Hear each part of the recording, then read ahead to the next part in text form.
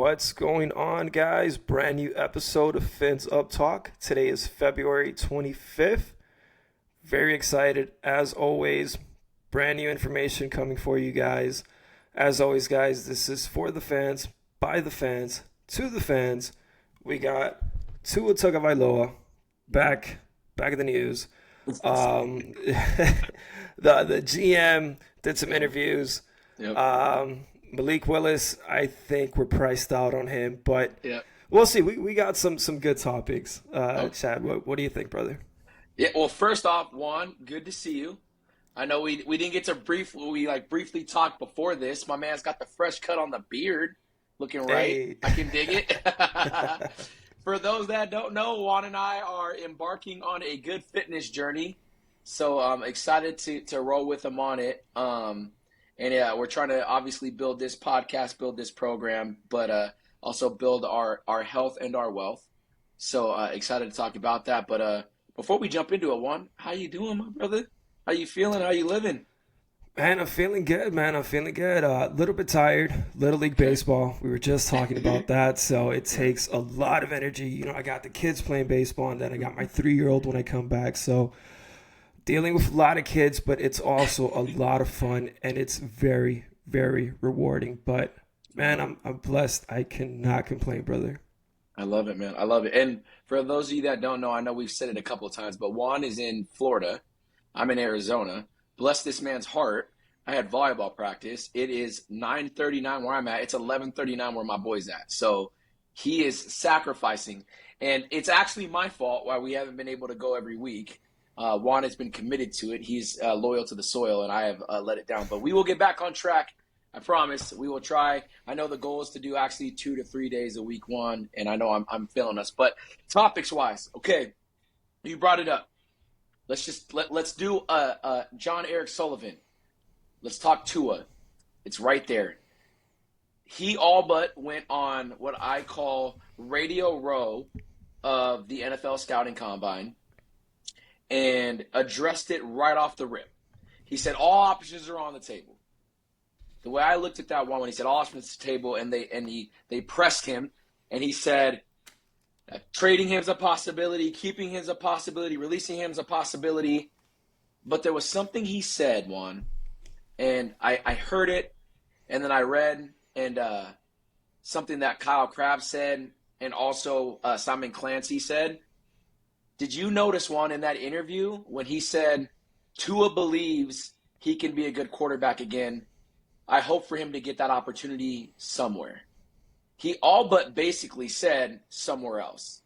So my thought is, Juan, and I want to know your thoughts on this, is that was as good of a way to say, if you want him, he's there. If you don't want to give us something for him, he's not a part of the plans. We're going to roll with Quinn Ewers. That's what I got. What are your thoughts? Right. No, I think the same thing. And you could just kind of tell by the mannerism and the way that we're operating that that's the route that we're going to go. Now, I don't think that a team is going to trade for him. I do think that he will be cut, and that will come after June 1st. Yeah, post June 1st. I just don't see anybody trading for Tua at this point.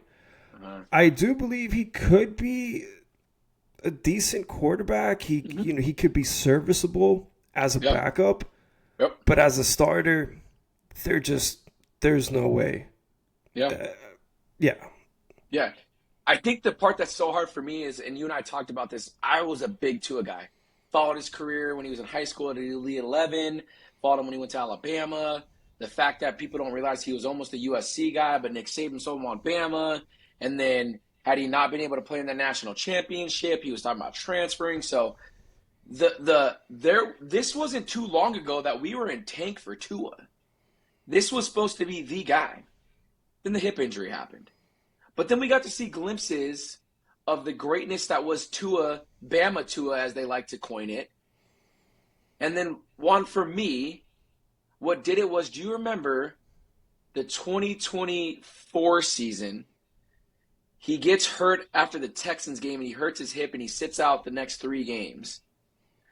After that, I feel like it changed in a way where it was, because I know people are saying, oh, it's the concussions, it's this, it's that. And I'm not saying agree with that or that I disagree with that. But what I am saying is, after that most recent hip injury that was never really disclosed exactly what it was, it almost felt like that was the setback. Because when he was drafted, they asked him in interviews, like, hey, how's the hip? And he goes, my hip will never be the same again. And part of me is like, you didn't see the torque on the ball that you used to. And I know people say, oh, well, Tua never had torque. But he had enough rip on the ball to hit a 15-yard out. He was able to hit a 9 route. He was able to hit a seam in between safeties. He was able to hit a dagger across the middle. He was able to put umph on that ball. It just felt off. And I know Reason from Finside the NFL talked about him not working with 3D QB, him not working with Nick Hicks anymore, and the story behind that, and not really divulging kind of what happened. But it was almost like the team said not to do it. And naturally the mechanics went down. I'm not saying that Tua's going to go to a team and he's going to be the next Sam Darnold or Baker Mayfield or Jared Goff. But the talent was there. My fear is that the body is giving out on the man.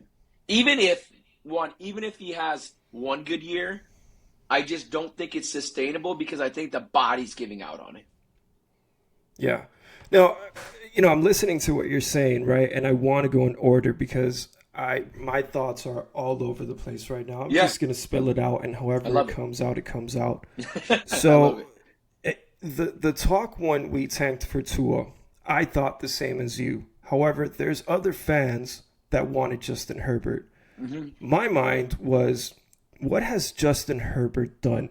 Now, I'm not saying then in the draft, I'm saying till now, because he had the weapons. He had a good offensive coordinator.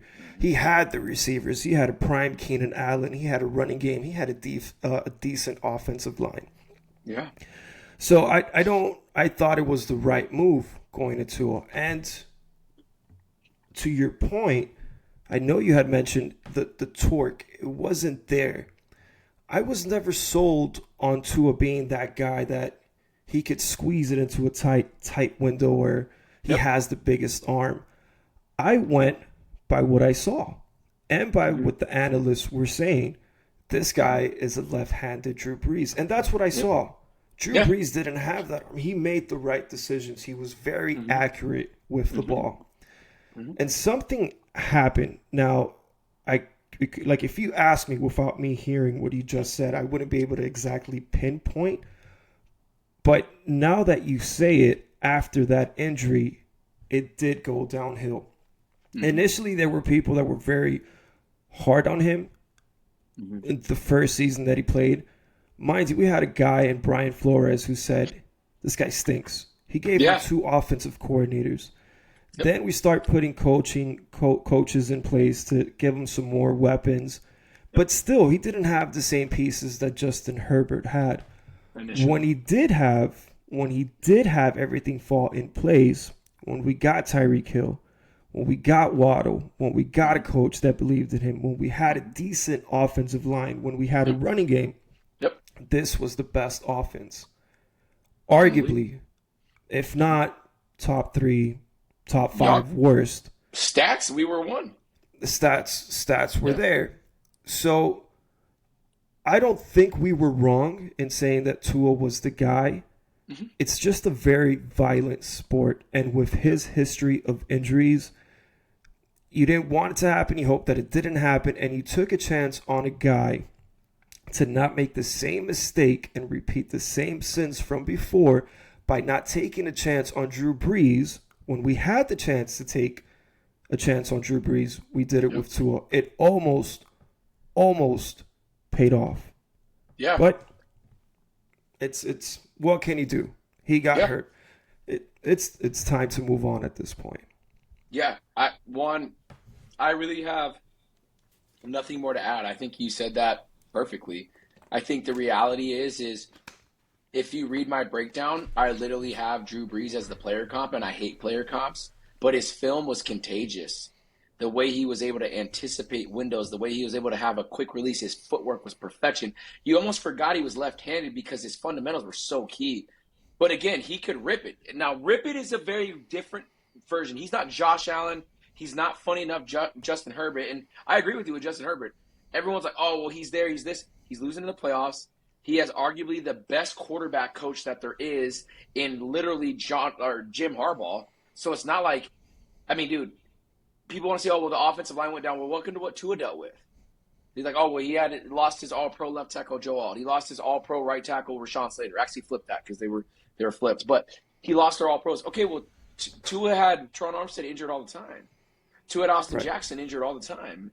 And, yes, Tyreek Hill is a much better receiver than any of Ladd McConkey or Keenan Allen. But prime Keenan Allen was a dog. Yeah. And we watched Keenan Allen put up 1,000 yards last year. So, like, that's the part that's frustrating because, yeah, we can all say, oh, Justin Herbert this. If anything, the one we missed out on was Jordan Love. Like, that's the one. I mean, if we want to get down to the nuts and bolts. And funny enough, Brian Flores, who I agree he shouldn't have been the coach after a while because the proof's in the pudding. He hasn't been rehired as a head coach. And he has dominant defenses in Minnesota. So that tells you everything. Whether he's blackballed by the NFL or not, whatever, like, he's still not a head coach again. But my point is, yes, he wanted Jordan Love. But we would have thrown Jordan Love right into the fire, and he wouldn't have had the time to develop and got what he had with the Packers. Which brings me to something I want to touch base on, Juan. And it's why I said to you, we need to do this pod. Because the train is off the bro, it's going. My guy, Drew Aller, is getting all of the love right now. All of it. I'm talking Chase Daniel just came out and said, am I missing something here? Because this guy's film is very good. And then other analysts are saying it. And I was like, Juan, I don't want to be that guy. But we need to make sure this gets out here before. Drew Aller, the train started over here, guys. We were on it over here. And here's the thing. I said this to Juan in episode 1 when we talked draft, and I think we even mocked Drew Aller, as a matter of fact, like late 6th or 7th or whatever. We'd have to go back and look. Drew Aller's not typically my cup of tea because the refinement of the accuracy, the pocket presence are not there. But there's just, I've been saying, there's something about Drew Aller. And it's not necessarily the it factor. It's when it looks good, it's really good. The arm is alive. The athleticism is there. The build is there. And for me, that became even more apparent when we hired John Eric Sullivan because he comes from the camp of you draft the toolsy quarterback and let him sit and develop. And my thought is if Drew Aller has a year to sit and refine the accuracy, refine the mechanics, refine all of the things that he needs to work on. Because, there's the college football playoffs from 2 years ago, up until the last game, the semi-championship, the dude was playing on another level. There was talks that he could go to the Giants at, like, number 2. They were talking he'd be the number 1 overall guy. Like, what he was doing was sensational. Like, they were saying if he declared, he would have gone above Cam Ward to Tennessee. So, like, here's my reality when it comes to Drew Aller. He checkmarks every single box that you want from an athletic standpoint. 6'4", 6'5", 240 pounds, has an absolute hose attached to him. He struggles within the pocket. If the pocket gets muddy, he likes to escape. He drifts when he throws because he has so much arm talent. He doesn't anticipate well because, again, he has arm arrogance, so he's waiting to see the receiver open. It's Josh Allen-esque when he was at Wyoming. The accuracy drifts because the mechanics drift. But, again, when it looks right, Juan, it looks really good. My fear is now that he's throwing at the combine, we're going to see him just climb up the ladder because of all the things that he can provide a team if they're patient. Yeah. And I want to say this, right? Because, Chad, I have to give you credit. I can't take credit in this. I told you that Aller was not my guy. And I say that, my pessimistic way of thinking, I probably say that about most of the quarterbacks. And it's easy to say that and be right. Because most quarterbacks don't pan out. And that's the truth. And the few quarterbacks that I say, man, these are the guys I've been wrong about. So please, audience, do not listen to me when it comes to this.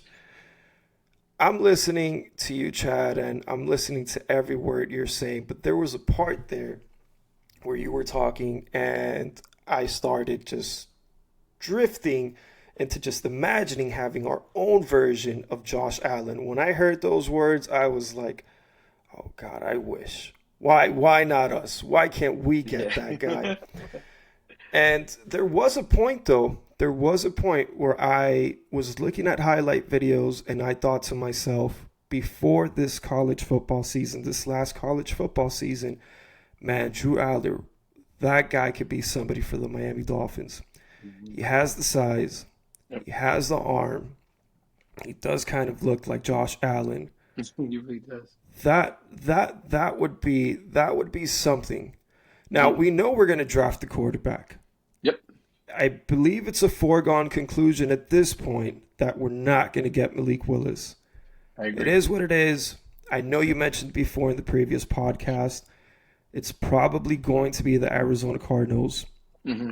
All signs are now pointing to him signing with the Cardinals. I know they're heading there for an ugly breakup, the Cardinals and Kyler Yep. Murray, so that's over and done with. The part that worries me is we get a guy like Aller. Hmm.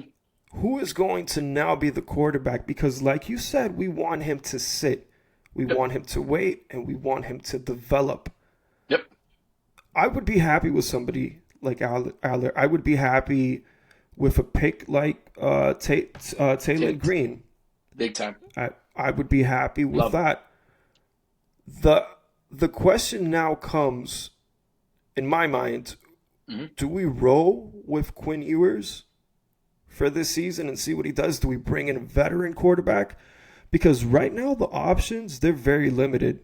Hmm. Mac Jones, San Francisco does not want to trade him. Malik Yep. Willis is not coming over here. Yep. So I agree with you. Yeah. I agree with you. I want to give you your credit though, because you were on Aller when I backed away and said, "Man, I don't trust this kid." And now look, so I want to give you your flowers on that. But I think now, and a big piece of it is you're drafting him. He could be the guy. Let's make Hmm. sure we do right by him and let Hmm. him develop. Yep. Let's not throw him. And I don't think I know we're not going to do this. I know he's not going to be the starting quarterback right away. But Yeah. my question to you is, who do you think we could plug in there for this next season? Yeah. I mean, appreciate the love one. Uh, I can go a few different directions with this, but I'm going to go based off of what our GM said. He's really big on creating competition in the room. Uh, Big O, Orlando Orlovsky, for the Big O show, made this comment. He said, no GM or head coach says they want competition at quarterback when they have the guy. So clearly we don't have the guy, right? But what I do think, and I agree with you 100%, we talked about this on the last pod. We're going to reiterate it now. We are out on Malik Willis. Sully coming out and saying, I wish him the best. Like, and again, if it's not the Cardinals, you still have the Vikings who are not sold on J.J. McCarthy. They fired the GM that brought him in. Yeah. Reports are coming out that Kevin O'Connell didn't even want McCarthy. Then you have the Steelers who they're waiting on Aaron Rodgers. And then you have the Cleveland Browns who they're flushed with cash too. So either way, we're not going to be in a world where we're going to pay. People are saying, 30 million. I think he's going to get 35 million, dude. And again, if he ends up being a top 10 quarterback, then it was all worth it, right? Because then you're going to sign him for another contract in a year or two where he's making 50 million. The reality is we're not in a place that's suitable enough to spend that kind of money. So I agree. Where I think we're going to go, based off of what our GM said, is I think we're going to draft a quarterback like a Drew Aller, like a Taylor Green, like a Sawyer Robinson, all dudes that we've literally talked about on this pod. But I think if we do sign a vet, if it will be a reasonably priced one. I know Jameis Winston came out and said, I want to be with the Giants. I want to help Jackson Dart. I know, I'm not huge on bringing Russell Wilson in.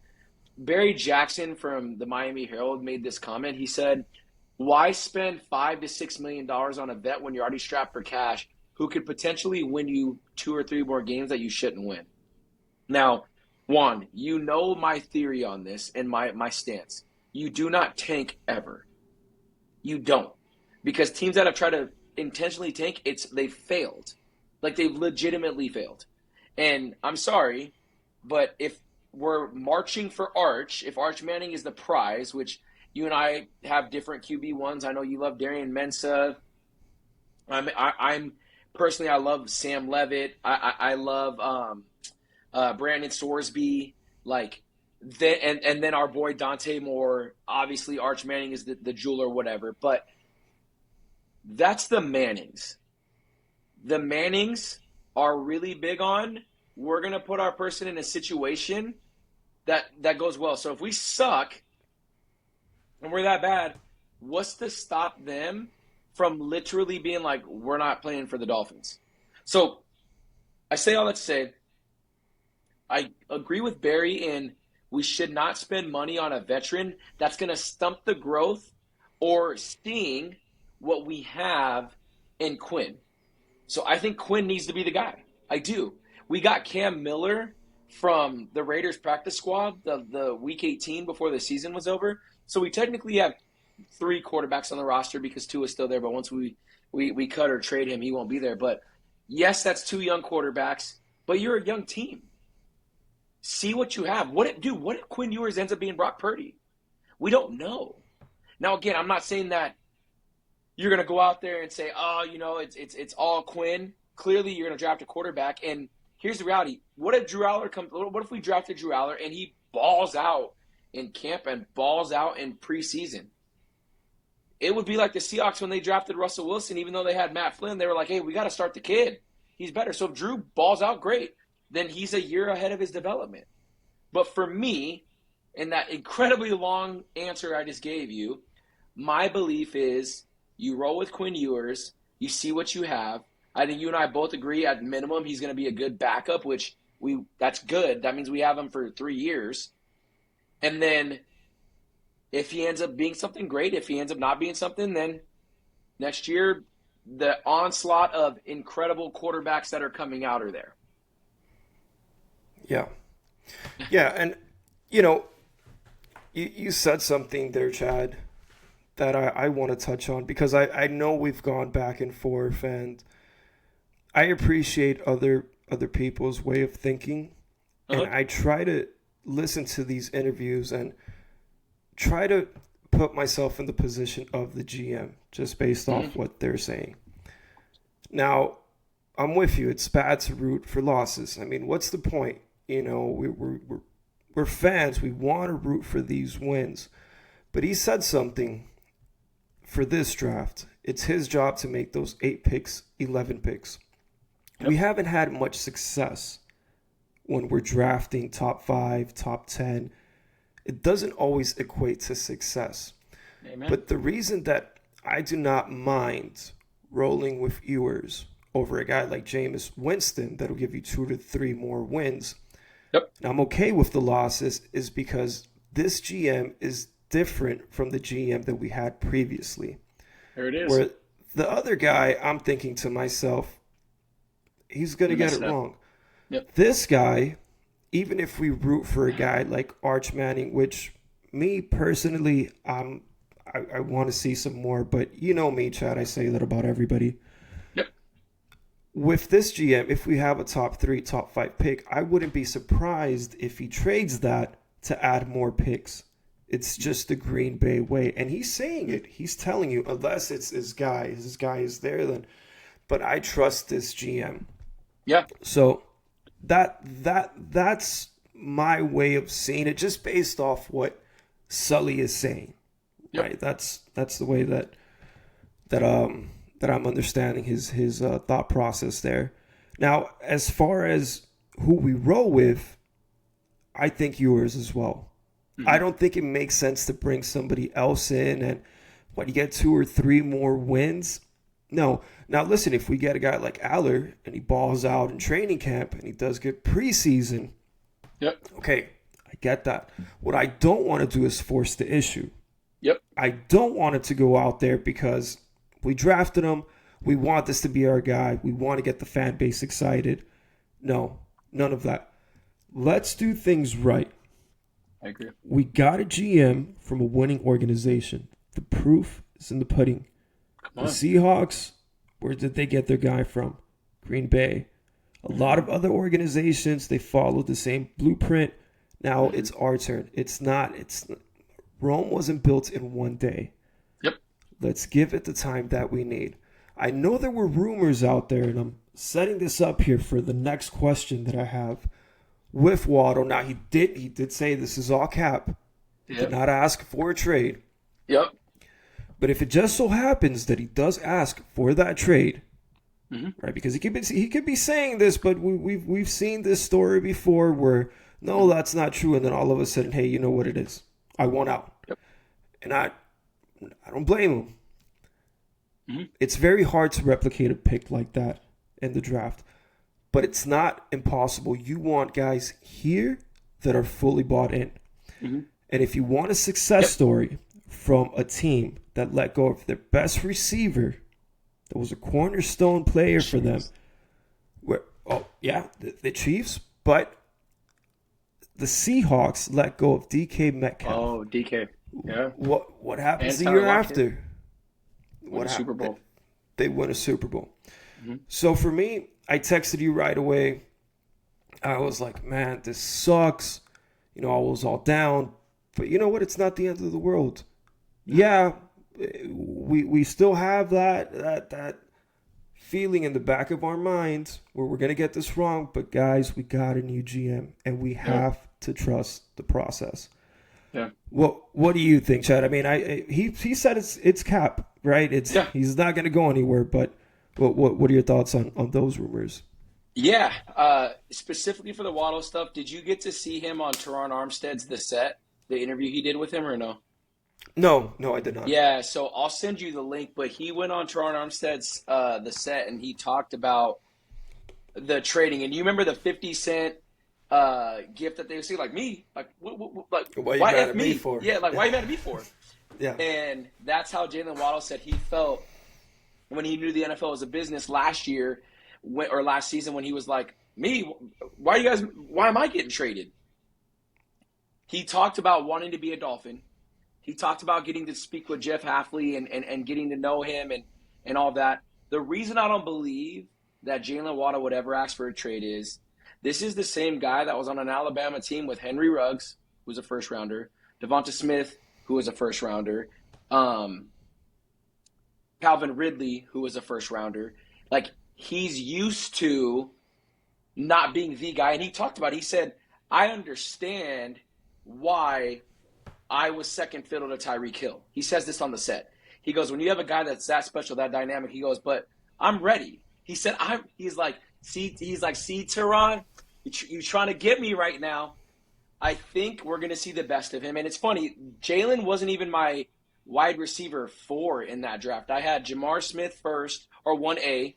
I had Devonta Smith 1B. I had Amon-Ra number 3, and I had Jalen number 4. And obviously, it was a crazy take to have Amon-Ra that high, but feel pretty good about it now. But with Jalen, you can't deny the explosiveness. He has shown that first year he didn't have Tyreek, he had 115 receptions. He had over 1,000 yards. And then in back-to-back seasons with Tyreek, he still had 1,000 yards. The games Tyreek missed, you and I talked about this, he had over 100 yards. His thing is a volume. He's not getting the volume he deserves. He's clearly a dynamic player because you have teams like the Giants that are like, maybe we should trade a first-round pick for him. 1, he's on a great contract. 2, if we trade him, 1, we actually are going to be paying him more, and it doesn't help our salary. So I do love, this is what I love, and you mentioned this about Sully. You said he's different. This is why he's different. He went on that podium yesterday and said, I would be lying to you if I said that not every player could be had for the right price. That wasn't GM talk. GM talk is like, oh, no, we're not doing it. He said, no, everybody's available. And I knew that when Peyton Manning was let go. I knew that when Tom Brady was let go. I was like, oh, anybody can truly go. I mean, we're very rarely see the Troy Aikmans, the Dan Marinos, the people that spend their whole career with one team, right? You mentioned DK. Obviously, DK was a little bit older.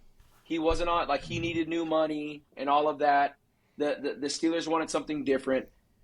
what I appreciated about what Sully said was, and this wasn't a video interview. This was with the beat reporters before he got on the podium. They said, "Are there anyone that's untradeable?" And he said, "Building pieces for me are Jalen Waddle and Devon Achane." He said, "We need building pieces. We need building blocks. Those are two guys we want to build around." But again, he prefaced and said, "Yeah, like everyone can be had for the right price." But I mean, we talked about with Laramie Tunsil. We didn't want to trade him, but when you get offered 3 first-round picks for a left tackle, if you get 3 first-round picks for anything but a quarterback, you take it. If someone said, "Hey, we'll give you a first and a second for Jalen Waddle," Jalen, I love you, but I'm sorry. But again, it's my belief that he's going to stay a Dolphin. It's my belief Devon Achane's going to get an extension. I know you didn't ask that, but I'm just in lieu of what we're saying. Yeah. And I, again, when you text that, you get a little pit in your stomach because I think it's because we have this. I'll speak for myself, and then you tell me if you feel the same way. I have this fear Jalen Waddle's going to get traded, and he's going to go be a 1,500-yard receiver, 10 touchdowns a year on another team because he's going to get utilized the right way. That's my fear. Yeah. No, and let me say this, Chad, because as you're saying it, and I wanted to go into more detail. Yeah, I love it. I never felt that Waddle asking for a trade would come from him not receiving the amount of throws or getting the volume that he felt he deserved. Gotcha. I never felt like that. I always felt like he was a good teammate in that sense. Always saying the right things during the interview. And to your point, when he played at Alabama, he had all these other great receivers. Yep. My thought was, well, now he's going to be the guy. Obviously, every receiver should be happy about that. But do you want to be a part of a team that's going to – we all know we're not going to win it all this next season. We all know we're rebuilding. Mm-hmm. We don't yet know who that quarterback is going to be. Yep. So then does Waddle want to be a part of that? Now, something that you said, he talked to Hafley. The conversation went well. That's a testimony to the coach. Getting a player like him in his prime to commit to the Dolphins as we're rebuilding, I think that's very encouraging for the type of coach that we should expect Hafley to be. And we've talked about it before. He kept his guys when he was at Boston College from transferring. That was when the NIL thing was huge, and he had some ballers. He had a first-round pick where he was offered all this crazy money, 2 first-round picks. And they said no. Zay Flowers. Yep. Zay Flowers. Zay Flowers and Zion Johnson. And what did they say? No. And now we're seeing that again, right? Obviously, it's a different scenario, but they're buying into it. They're like, you know what? We are going to be a part of this rebuild. And when I say they, I'm talking about the players that the GM said he wants to use as building blocks. We haven't heard a peep from Devon Achane. We haven't heard anything from Jalen Waddle other than that fake rumor that came out. We haven't heard anything from our center. I'm forgetting his name now. Aaron Brewer. Thank you. We haven't heard anything. So that, to me, that speaks volume to the type of coach I believe we have here with Hafley. Yeah. So I wanna if with your permission, I don't want to move Let's to roll. the next topic, but I'm here for you, baby. Let's go. I've been wanting to ask you, right, because I haven't been seeing much from the combine. I haven't heard much about the players, and I know you touched on Drew Aller. And audience, this is Chad's stuff right here. He loves scouting these guys. So when he says it, his word holds a lot of weight. Chad, what are you thinking, brother, with the guys that are performing right now? Anybody standing out that's surprising you?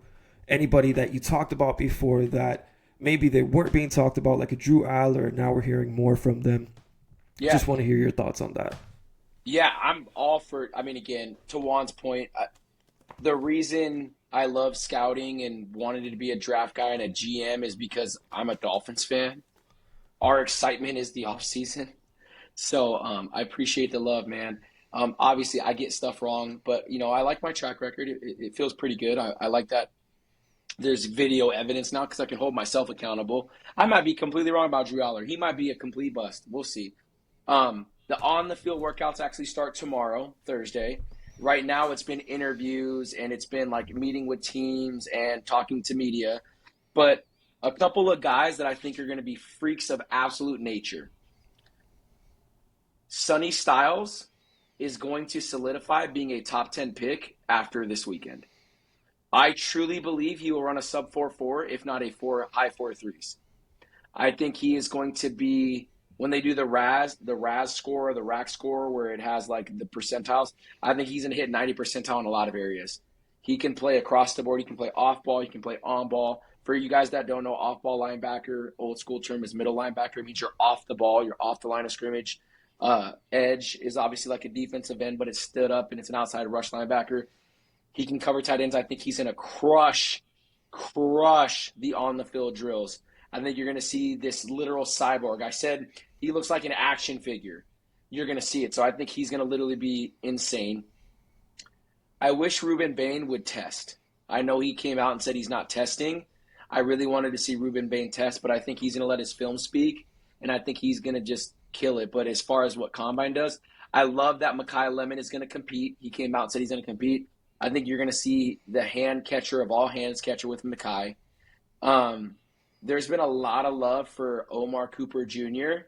Like some people are saying he's going to be a first rounder.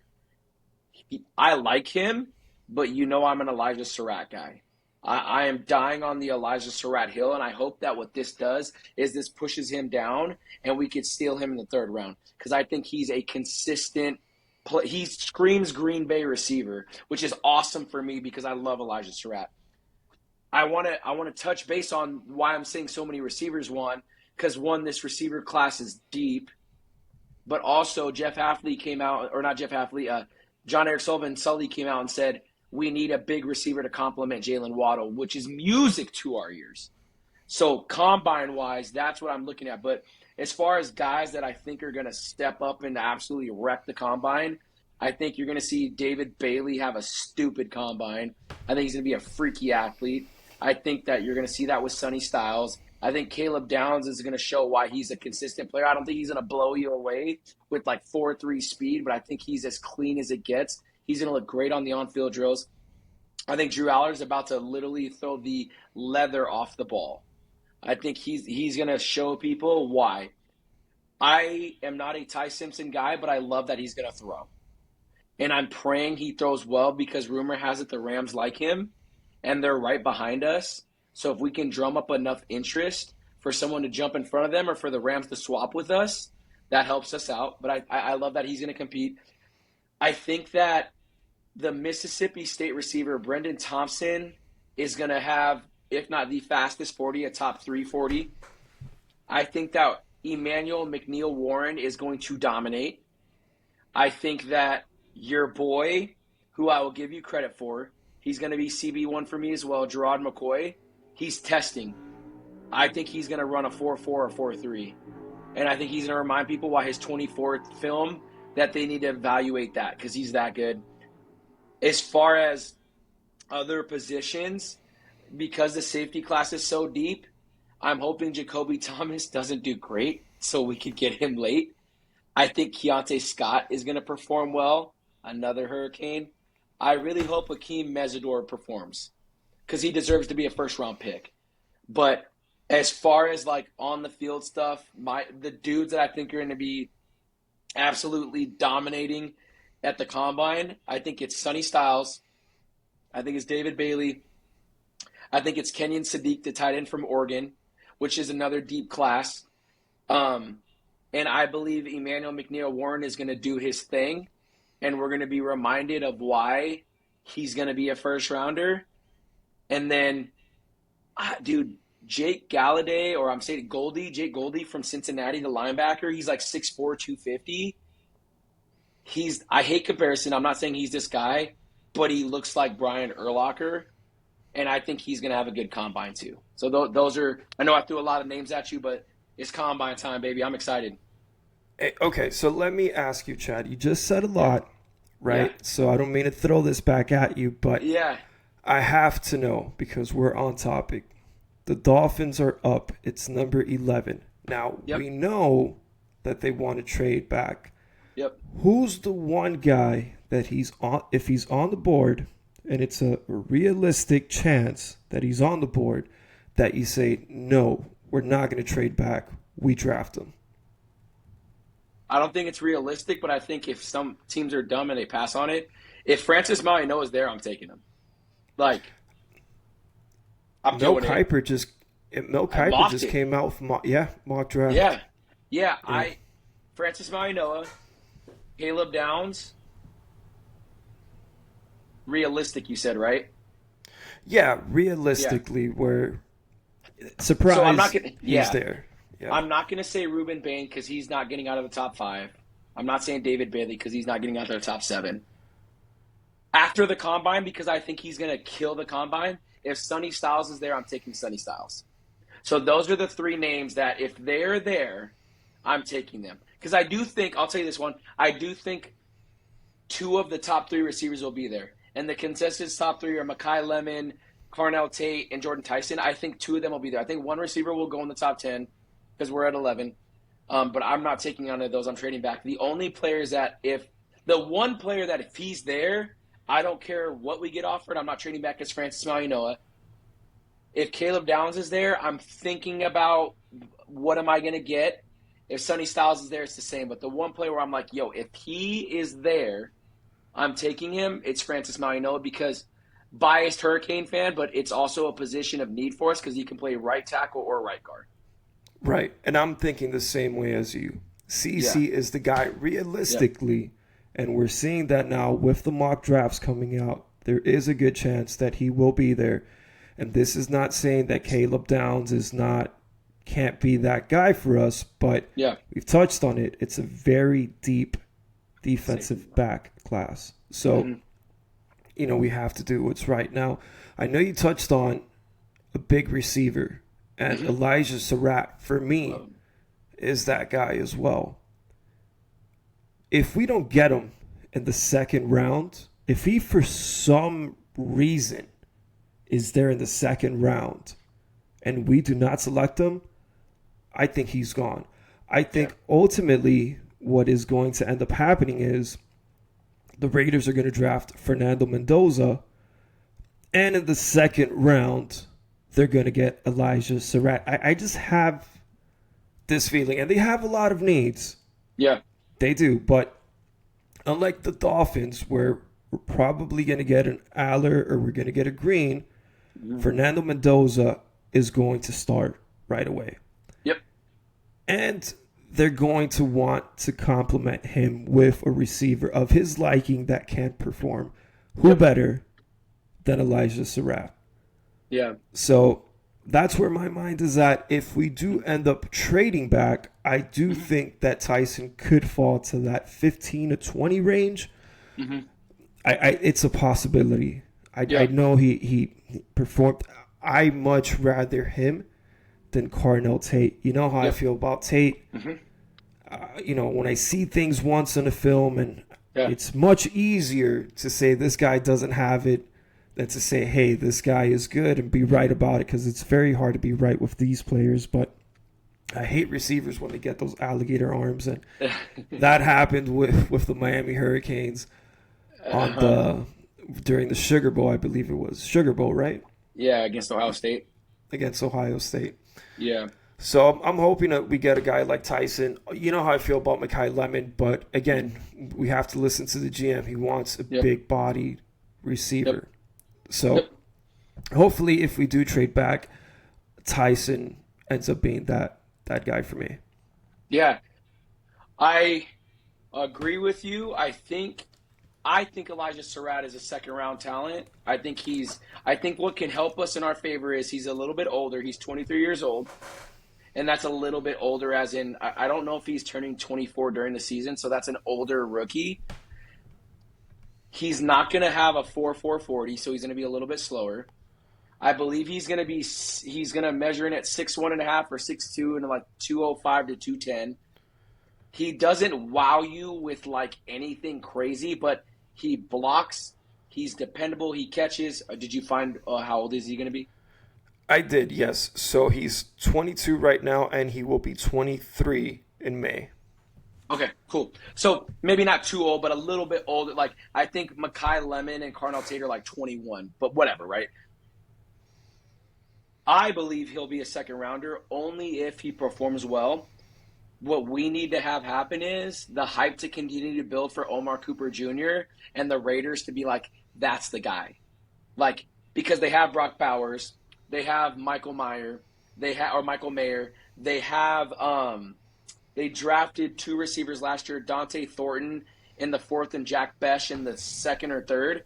But I agree with you. Like, what better thing to do than to get a quarterback their guy? We watched the Eagles do it with Jalen Hurts getting Devonta Smith. We watched us do it with Tua and Jalen Waddle. We watched the Bengals do it with Jamar Chase and Joey Burrow. My hope is that they are like, we need line. If we are going to take one of the receivers, let's take Omar Cooper Jr. Because, again, we stand for Elijah Surratt on this channel, bro. That is our guy. And I was infatuated with him after watching him last year and then watching him week 1 on. I'm watching Fernando and my eyes can't get off of number 13. I love what he does. And I think he's what we need. He's a willing blocker. He's a contested ball, like, aficionado. He's not afraid to go across the middle, and he's the perfect complement for Jalen. I know a lot of people right now they're on the Malachi Fields train from Notre Dame. They like Ted Hurst from Georgia State. They like Chris Brazzell from Tennessee because he's like 6'5", 200 pounds. They like Chris Bell, which you and I both like him from Louisville. Yeah. So there are receivers there. You and I we're Elijah Surratt guys. Like, we like what we see. You and I do differ. This is what I love about us, because we're not afraid to say it. I'm a Carnell Tate guy. Juan doesn't like Carnell. And again, difference of opinions. I can't wait to see who's right, who's wrong. You and I both like Jordan Tyson. He's injury prone, and there's a little bit of drops that happen, but there's not a more higher ceiling receiver in this draft than Jordan Tyson. Because when he's on, he's like Drew Aller. When he's on, it's different, bro.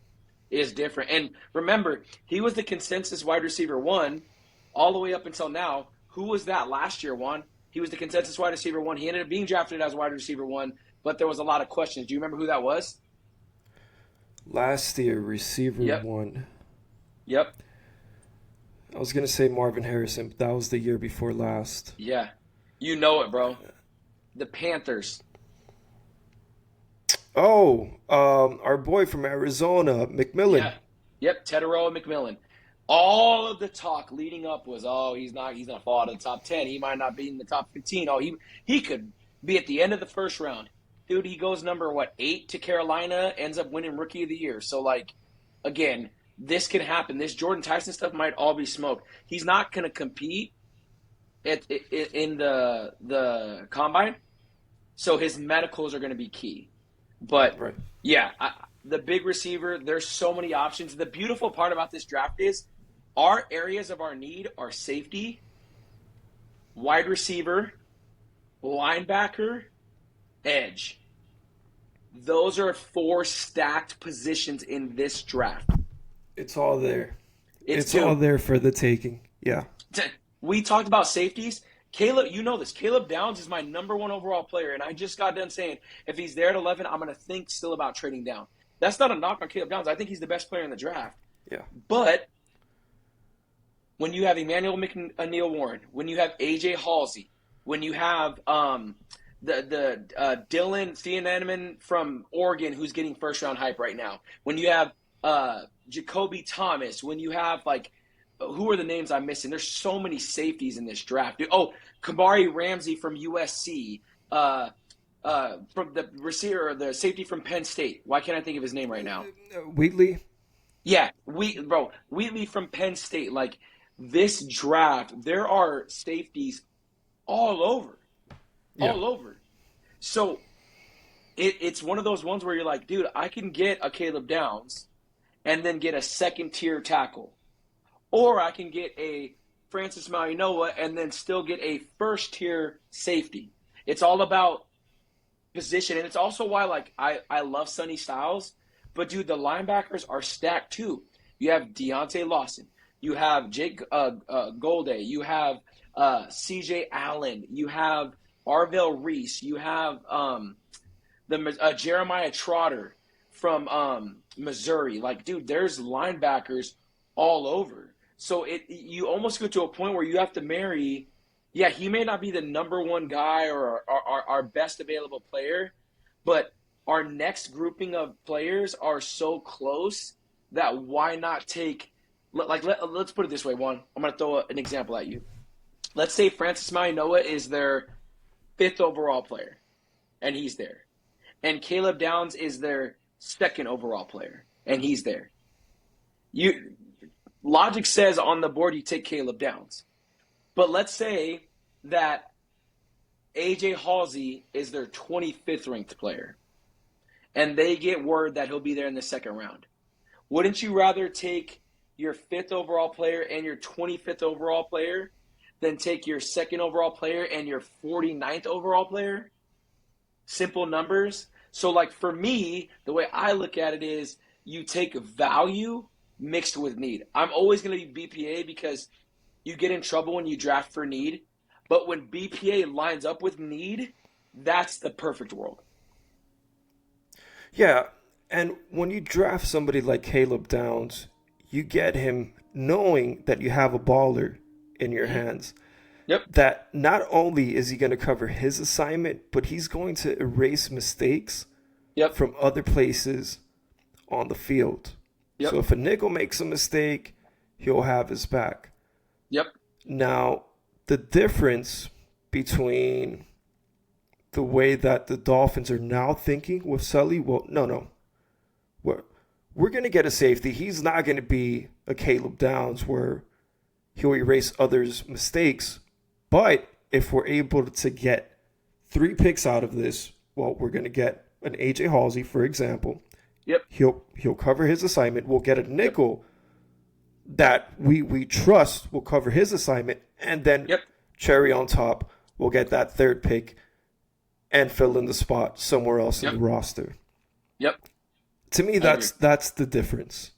I agree. So you draft. Go ahead, Chad. No, we talked about it. You draft, the more hits you have, the more hacks at the ball you have, the better overall it is.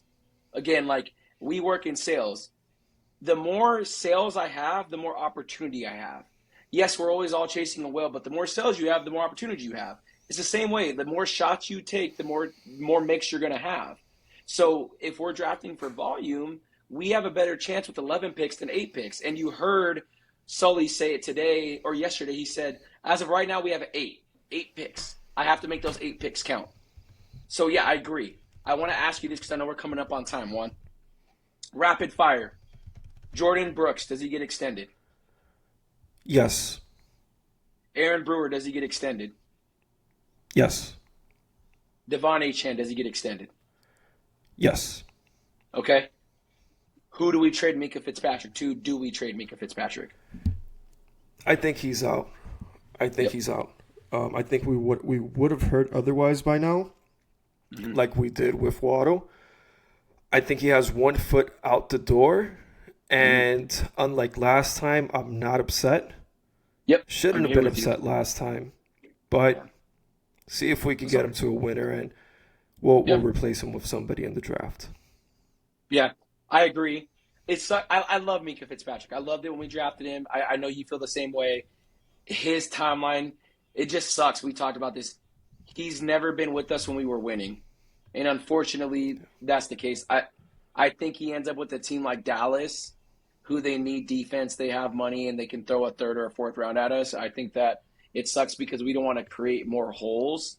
But yeah, I agree. I think we extend Jordan Brooks.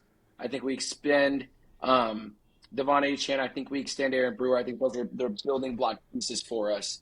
But yeah, I just wanted to rapid fire those. And then I did want to ask one other thing. Tua's gone, obviously. I guess it's a two-parter. Do they keep Austin Jackson? Because I know they mentioned like we don't have the ability to just get rid of players. And if they keep Austin Jackson, does he take a pay cut? I don't think he takes a pay cut, and Okay. I don't think that we keep him. Okay. I think he's out at this point. Okay. Yeah. Yeah. Yeah. I'm like 50-50 on that. I think they would like to trade him. And again, everyone on this channel knows that has listened to any time I've ever talked. I'm not an Austin Jackson guy, but I think that, and it's because he's injury prone. He had one good year and it was a contract year, which I hate that. But I think in a perfect world, they would be able to trade him and get some more capital. I believe, and this is it's not a bold take because I think you've kind of mentioned it. I think by the end of the draft, we will have had 10 to 12 picks, is my theory. Yeah. And that was my rapid fire question to you. How many picks do you think we're going to have? I got to give you a number. I got to give you a specific number, then I can't give you a range. I think we finish with 11 picks. We have 8 right now. I think we trade Minka and get a pick. I don't think that we're going to get a pick for Tua. I think we're going to cut him post June 1st. I think that we'll trade Austin Jackson, get a pick, and I think we're going to trade down and pick up an extra pick. So I think if you ask me over and out, under 10.5, I would pick the over. Pick the over? Okay. Yeah. What about you? I'm going to say 10.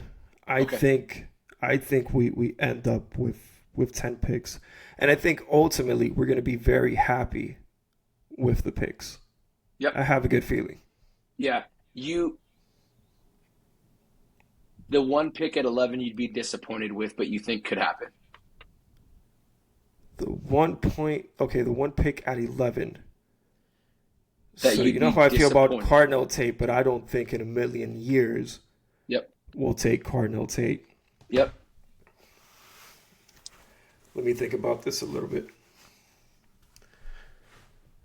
One pick that I would be disappointed in. And maybe not disappointed, but you'd just be like, but it's realistic. Yeah, you feel like... So, I know this is going to sound weird because I just told you this is the guy that I want, but I would say Jordan Tyson. Yeah. I don't think... I would rather trade back and pick him then. I don't think it makes much sense to pick him at 11. So, not that I don't like the kid. Yep. I obviously, I'm telling you, out of the receivers that I would want us to select, it would be him. I just don't think at 11 it'll make sense. I'd much rather trade back, get some more picks, and then select them within that 15 to 20 pick range. My next question was, who would be your target on a trade back? But Jordan Tyson? Jordan, unless McCoy is there. Oh, that's your guy. Yeah, you've been on that. Yeah. Before it was cool and popular, by the way, everybody. Before it was cool and popular, Juan literally said he erases half the field. My pick that I think could happen that I would be disappointed on is Kedrick Falk, the defensive end from Auburn. Oh, they interviewed him too. Yeah, he's the guy. And it's just because we talked about production. His production wasn't there. He wasn't tasked to get to the quarterback. He was a run stuffer. I just don't want a run stuffer at 11. If we trade back into the 20s, cool. And he can play all across the line. And I might be wrong, dude. I didn't want Rashawn Gary, and I'm glad we didn't take him. But the Packers did, and he's been great. So clearly I was wrong on that. But he's the one guy. And then on a trade back, if we did a trade back, and somehow Sonny Styles is there, we got him, I would love it. And or the Penn State guard.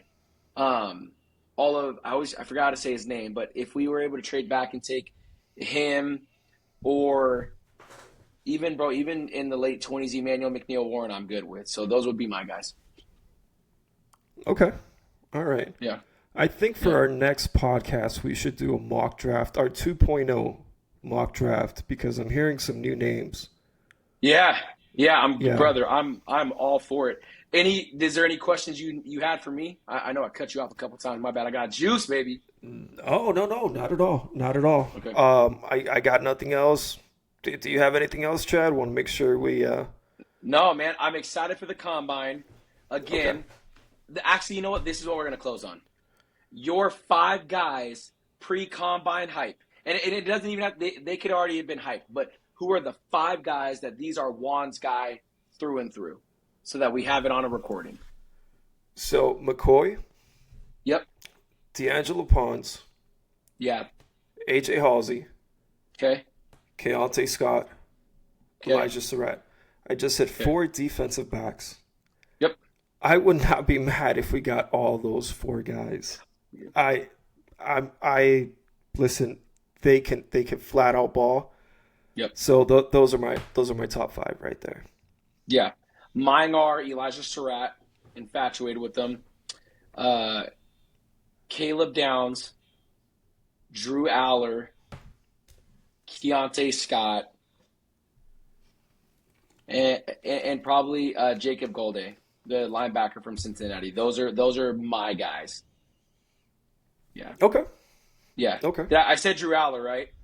You did. Okay. Yeah. That was your Drew. third guy. Yep. Yeah. Those are my guys that I will stand up. Now, obviously, both Juan and I think our favorite player is Francis Maui Noah. So like Francis is our guy. Ruben Bain's our guy. Clearly, we're Hurricanes fans, people, but our guys. Yeah, you've been on Gerard McCoy and D'Angelo Pons. Those are definitely your dudes. We both love Keontae. Obviously, we're both fans of Elijah. So, no, okay. I just want to get it on tape so people can hear it. No, for sure. And guys, Yeah. we appreciate you tuning in. As always, Jesus loves you. Keep tuning in. We'll have some more great content. Chad, do I got a thumbs up for mock draft 2.0 version? All day. Let's actually, if we can, let's try to hit it this weekend if we can. If not, next week, for sure. Yeah. Okay. Awesome. Cool. Guys, as always, for the fans, by the fans, to the fans. We love you. Thank you. Hands up. Peace out, one.